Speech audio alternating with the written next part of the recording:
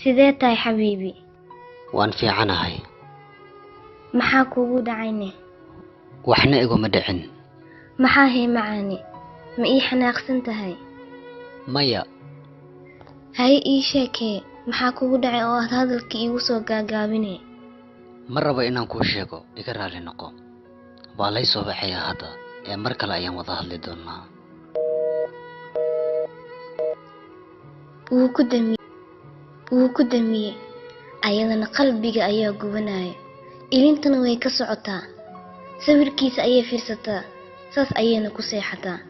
maalmo badan ayaa ka soo wareegtay, asaga wuxuu bilaabay inuu tago oo u xiiso. wuxuu isweydiiyey, way ii xanaaqsan tahay saaxan, wayna oonaysaa. waan sasabayaa, waxyaabo badan ay jeceshahay ayaan u geynayaa. maalintii labaad wuu soo wacay, way ka qabatay ayadoo codkeeda isbedelay. halo, sidee tahay? waan kuu xiisay. aniga xataa waan kuu xiisay, waxaan rabaa inaan ku arko. intee isku arkaynaa? waxaan isku arkaynaa qabuuraha agtiisa. ma waalanta? ma jiri doono qof madaxa kaa cuno, bis waa ka baxay noloshaada.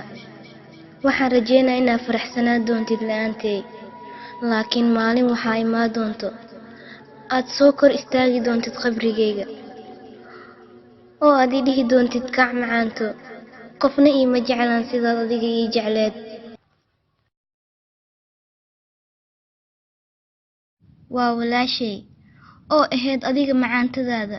waatan markii ugu dambeysay oo ku soo wacaysay, waxay ku jirtay isbitaalka ayadoo tacbaan ah. waxay kaaga tagtay warqadan,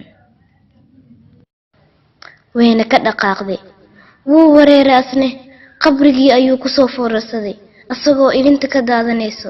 wuu qayliyey wuxuuna dhahay, istaag macaanto, waxaan kuu keenay